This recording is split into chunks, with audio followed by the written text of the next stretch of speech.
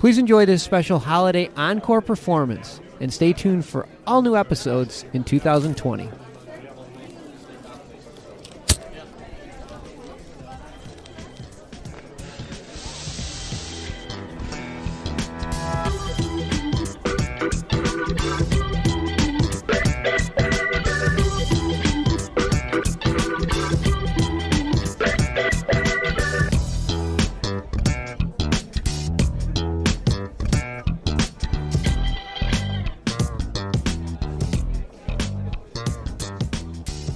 Jim Marty here, and we are here to talk about some of the social impacts of legalized cannabis. I'm here with Larry Miskin. Hey, Jim, how are you? Very good. And today's Wonderful. topic Always is... looking forward to it. Yep, me too.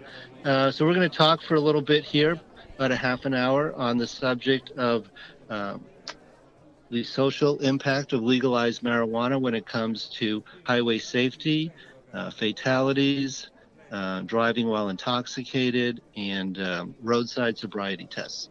So those topics should take us through the next half hour. And that's a subject I've been studying because I'm from Colorado. As many of you know, my company is Bridge West. We're a CPA firm devoted to the cannabis industry. And hard to believe, but it's been 10 years since I started signing tax returns for cannabis clients. And Wow. Of course, there's always a lot of debate about, is legalized marijuana a good thing?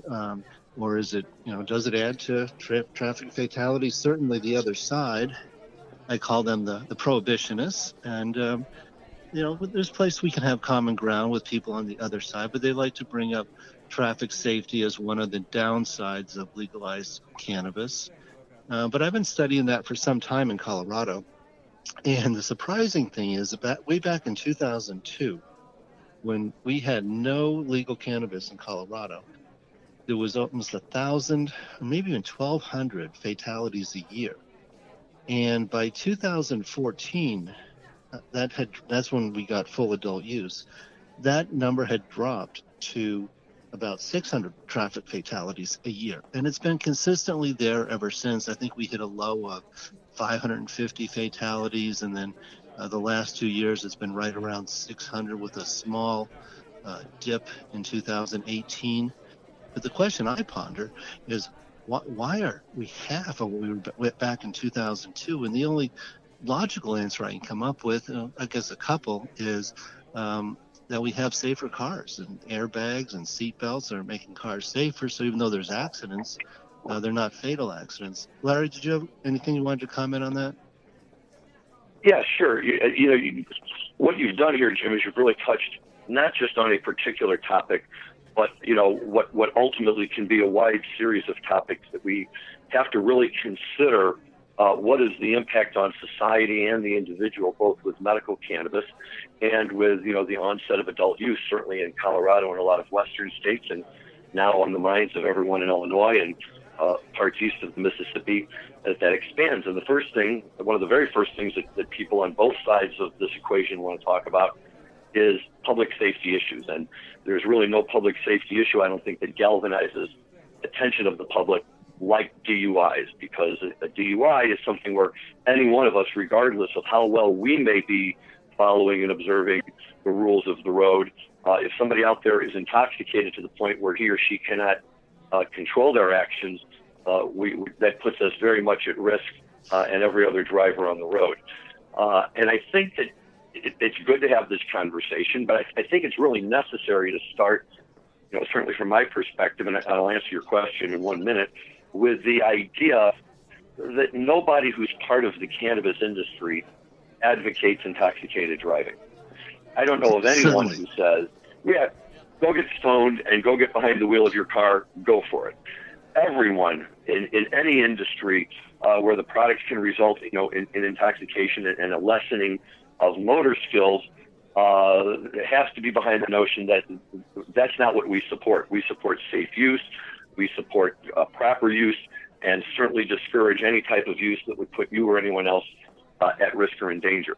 Having said all of that, we are a society that does, in fact, engage in intoxicants, especially when we have Saturday night out or a football game to go to, or all of those things that society has kind of told us, hey, this is a good time to sit down and have a drink. But instead of having a drink now, perhaps people are substituting that with a drink. And to get to your question, Jim, on a double level, number one, I think that the decrease in traffic fatalities can absolutely be attributed to the fact that if people are now smoking marijuana and instead of drinking and then going home and driving, most of the studies do demonstrate that people who are intoxicated because of marijuana are safer drivers than people who are intoxicated due to alcohol. They're not angry, they're not nearly as aggressive, they're not as likely to cut somebody off in traffic or flip somebody off who cuts them off, leading to escalating situations where people drive faster and tend to lose control. And I think that that's a really, really important aspect of what's going on. Now, having said all of that... You go. Go ahead, I'm sorry. No, you go. Ivan. Well, I was going to say that, one takeaway that cannot be denied is there has not been a spike in traffic fatalities in Washington, Oregon, and Colorado, where we've had, at least since 2014 for Colorado and Washington, legal adult use. So you can debate whether, hey, there may be more of these people in accidents have cannabis in their system, which we're going to talk about next. But you can't deny the fact that traffic accidents have not spiked in any way, and they're very flatlined, and in some cases improving. So the takeaway is marijuana does not seem to add to traffic fatalities, legal marijuana. For whatever variety of reasons, I think the cops are going to lose money pretty soon on DUIs in general with Uber and Lyft. There's absolutely no reason to get a DUI in this day and age if you have a cell phone, and who doesn't have a cell phone? Well, you're right about that too, and again, I stress the importance of if you are intoxicated from any substance and you have an option that does not require you to drive yourself, you should always take that option, whether it's somebody else driving your car, taking an Uber, taking the train, whatever you have to do. I think is certainly appropriate.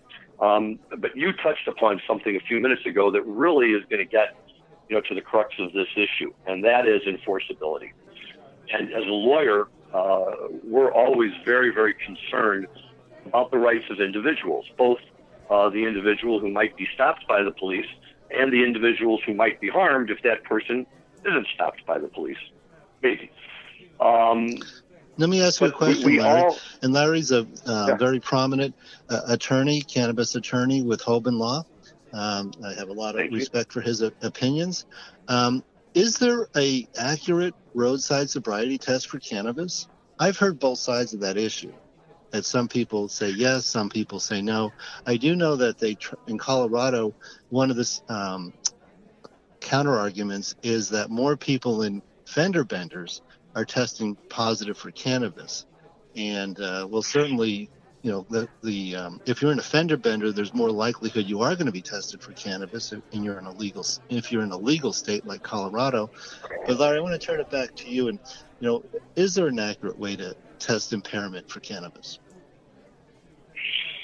Well, you in asking the question, Jim, you really touched on part of the answer, and it's the disturbing part of the answer. It's kind of the lazy man's part of the answer, I like to say, and that is let's just do a quick test. Let's do a blood draw. Let's see if we can measure, a measurable amount of THC in this person's bloodstream. If we can find it, then we're going to slam them with DUI, whether or not they're intoxicated. So in other words, what they're more concerned about is presence rather than impairment. So what we need is not just something that can detect the presence of marijuana, because it's going to be there for 28 days, no matter what you do. But the real question is, do we have a way to test impairment? Interestingly enough, a few years ago, maybe 5 or 6 years ago now, the Arizona Supreme Court addressed that very issue. And in the particular case that was before them, an individual had been pulled over for speeding and reckless driving. When he was pulled over, and during his questioning, he acknowledged and admitted that the day before, or maybe 2 days before, but relatively close in time, he had smoked a joint, maybe 2 joints with some of his friends. So he was immediately booked not just for speeding, but for DUI, and he was booked under an Arizona statute that makes it illegal for anyone with an illegal substance in their body to operate a motor vehicle. And that seems to suggest that, regardless of what your levels are, if you have it in your body, that's not okay.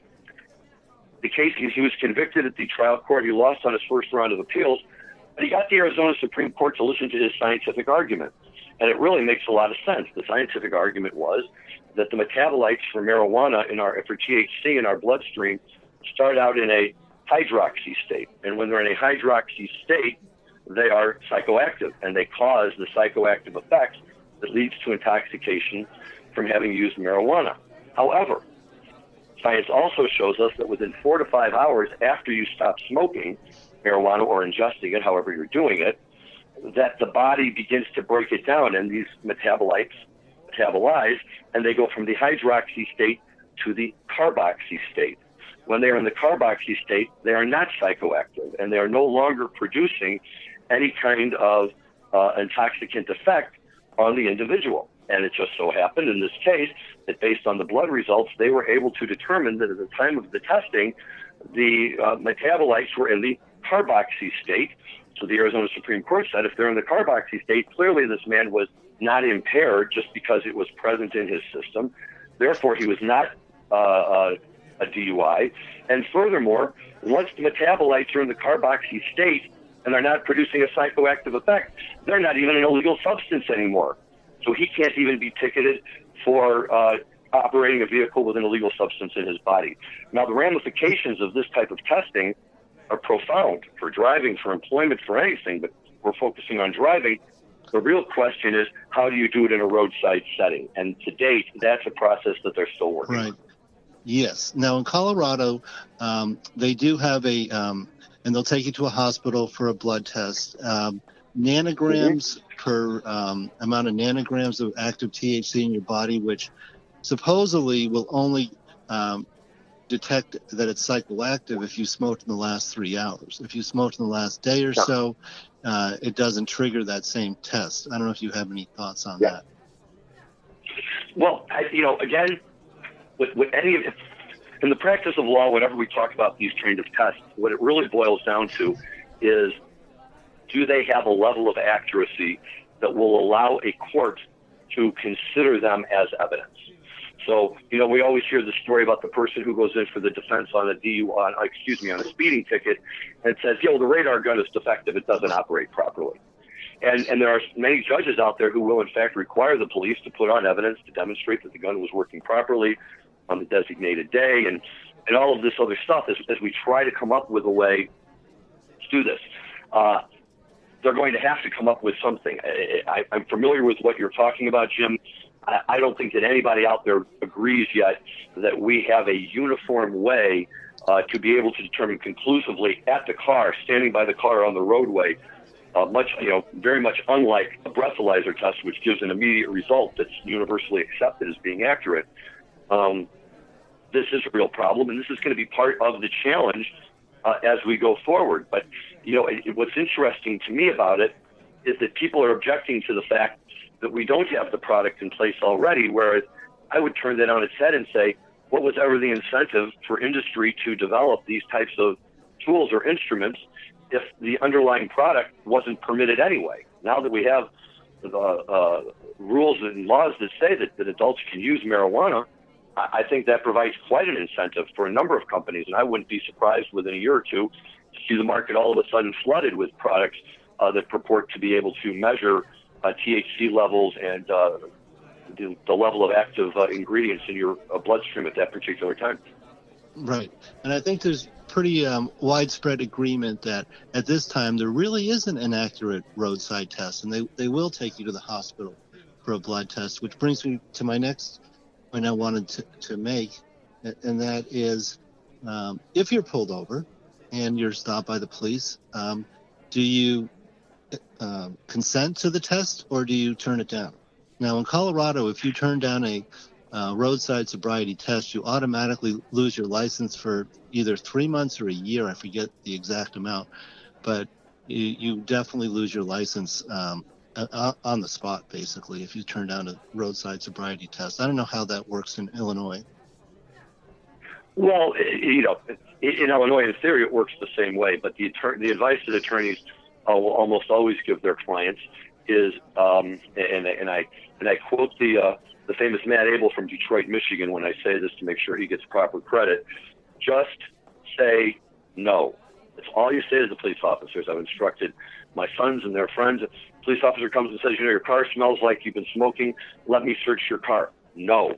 Let me give you a breathalyzer test. No. And the idea is, once you've given consent to search the car, you no longer have available to you the defense of that the search was no good because the stop was improper in the first place. Similarly, with the DUI test, if you don't blow into the DUI machine, they can make whatever assumptions they want to make and try to pin you for whatever they want to pin you. But the truth is, they then do not have evidence of the fact that you were driving while intoxicated. Now, this is by no means intended to serve as a primer for people on how to avoid these types of problems, but by the same token, drivers should always know their rights. And there's no rule that compels you to allow your car to be searched, and notwithstanding laws that on their face purport to require you to provide, evidence from your own body, there's a big body of law and any one of a number of people who will say, we're not here to make the police officers' jobs easier. And that doesn't mean that they're our enemy, but it does mean that simply because a police officer for some reason decides to pull this car over, that they have a right to start sticking their nose in there, demanding you show them everything you have in there, and demanding that, you start breathing into a tube or giving them some blood. In other words, they have to have an objective, observable basis. We call it, in the law, probable cause as to why they right. stopped you in the first place. And if they can't enunciate that, go ahead. I was going to say, and even if you do lose your license on the spot, that doesn't preclude you from fighting to get it back when you get to court. Correct. Absolutely correct. Because the burden of proof will always remain on the police officer to prove that, you were in fact intoxicated at that time. And without a breathalyzer, that becomes a very, very difficult thing to prove. Now, again, having said that, I am all in favor of an accurate device that can measure if somebody's overly intoxicated on marijuana, because, like we said before, I don't want to be on a road with somebody who's so stoned they can't see out the window any more than I want to be on the road with somebody who's so drunk, that they can't say their name properly. Right. Either one is a risk. Well, I'd like to move on to a more pleasant subject, but this is really good information, something all of us should know in dealing with this world that we live in. But, the takeaway is you got Uber, you got Lyft, you got designated drivers. If you're going to go out for the night, try not to bring a car. So many of my millennial friends don't even have cars anymore. How about you up there in Chicago? You see that trend also of people not having cars? Well, you know what? And I think that's right, and that's smart. And really, you're absolutely right, Jim. What a big part of this is just changing our own personal habits. And for years, everybody gets in a car and goes to where they want to go. And the idea was, if I try to catch a taxi afterwards, it's going to be impossible and it's going to be expensive and I won't have enough cash on me. But you're right, with Uber and Lyft, being what they are, especially as you're going to be at that, Dead and Company show in Boulder, Colorado, the last thing you want to do is come stumbling out of that stadium and figure out how you're going to drive from there back to your house up in the lovely hills there and not have to worry about somebody pulling you over because they saw you pull out of the parking lot, so they figure you're a pretty good bet to be high.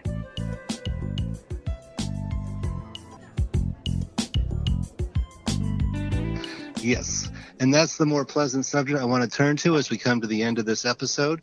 Larry and I are very much looking forward to the Dead and Company tour. I was very fortunate that I was able to see the Grateful Dead. By my count in my Dead Base book, highlighting the shows I was at, I got to see the Grateful Dead with Jerry Garcia about 45 times. Actually, it was 45 times before he passed. And seen many, many shows since then. I'm not one of these purists who say, well, Jerry's gone, I'm not going to go to any more shows. I just look at them and I say, you're missing so much great music. This music wasn't meant to end at the end of a human life. So anyway, we're very much looking forward to the Dead and Company tour. We're going to get 2 shows, July 5th and 6th at Folsom Field, which last year they sold out the Saturday night show for the first time in the Dead and Company's runs at pretty much 60,000 people. And Larry, they're going to do Wrigley Field in Chicago again? They are. And, let me just say, you raise an excellent point, and I'm Exhibit A. I reached up here right when Dead and Company was forming. And we'd already gone through Further and the Dead before that, and all the other iterations that they kind of put together. And they threw together Dead and Company, and I have to say I was never a huge John Mayer fan, probably for no other reason than I just didn't listen to a whole lot of his music and never really had a chance to fully appreciate him. And the first time Dead and Company came through town, I was like, yeah, you know what? I'm kind of busy. I don't think I'm going to go this time. And one of my friends said exactly what you just said with it.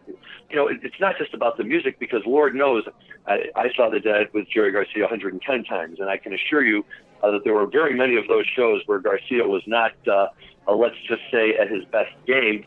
But sometimes that just didn't matter, because being at the show and being with everyone and being part of the whole scene was so much fun. And so 2 years ago, I saw them at Wrigley Field. Last year, I was out at Folsom Field. And yes, I'm fully pulled back in now. With the idea that it's just great to be there. It's great to be part of the scene, to see old friends. And even better, Jim, and I'm sure you can relate to this, right? There's always faces. I still see faces that I've seen for 25, 30, 40 years at shows.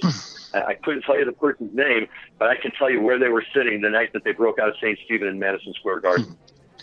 Oh, yeah, we all have our great memories. And, on this tour, they're not going to do Fenway this year. They're moving it to Gillette Stadium. So I think that's closer to 80,000 people. So Dead and Company has really built a nice following in the 3 or 4 years. Larry and I got together in Chicago in 2005. No, 2015. Sorry, 2015 for the 50th anniversary shows at Soldiers Field. Yep, 2015. So anyway, we've had lots of great Grateful Dead experiences that we'll share. We're also both big Fish fans, which not every Grateful Dead makes the full transition over to Fish. There's a little bit of a debate, a long-running debate on, Fish versus Grateful Dead as far as, who's playing better, which jams are better. So we'll have that discussion another time. But, just a few weeks until Dead & Co. and Fish kick off their summer tour. So we'll talk more about that later. But it's really nice. It's nice to be our age and still be able to look out there and say, "Wow, I got to get my summer plan. What's the Fish tour? What's the Dead tour?" 30 years ago, even 20 years ago, I never would have thought that in my mid to late 50s, I would still be planning my summer around summer tour. Yes, and it's also nice going with your grown children and your teenage children and introducing them to the scene and teaching them what this show is all about, which is social responsibility, but still having a lot of fun with your friends. So anyway, I always tell my sons, go out and have a good time, but be responsible. And so that's my message for the audience today: is have a good time, but be responsible. Yep, and I absolutely agree with that. I think that my joke with my kids is that their grandfather, my father, I never took me to a single concert of any kind when I was a kid. And the fact that I can take my kids to still see the Dead and still see Fish and any of these bands that come through, it's a wonderful, it becomes a generational thing. And, it gives me a little bit of hope that we weren't all so crazy, when we were out running around trying to catch as many Dead shows as we did. Okay, so, hey, that's over and out for this segment of Cannabis Talk with Jim and Larry, and we'll talk to you again soon. And next subject will be, we have so many subjects to discuss, but I think, the legal states and what they're doing to prevent, products crossing state lines and diversion. That's the word I was looking for. I think we'll talk some about diversion on the next show. It's the realities of what happens when all of a sudden, you have a legal product and, things that we never had to really think about or worry about because the whole underlying subject matter was illegal to begin with. But once it comes, above that line, you're absolutely right. There's a number of other factors that come into play that people have to be aware of. Yes, I think we have many, many things to talk about. We haven't even touched on the whole other side of cannabis, which is hemp and hemp products, and what's going to happen with the 2019 hemp crop now that The 2018 Farm Bill is in place. I would say you're right. There's a ton of those topics, and we haven't even touched the surface, in discussing the merits and the pros and cons of Fish's annual Halloween musical costume. So I'm just throwing that out there too. And the great fun we have at Dick's every Labor Day weekend with 3 shows. No doubt, it's a good one. Well, okay. I'm excited. Over and out. To look forward to. Bye, guys. Thank you.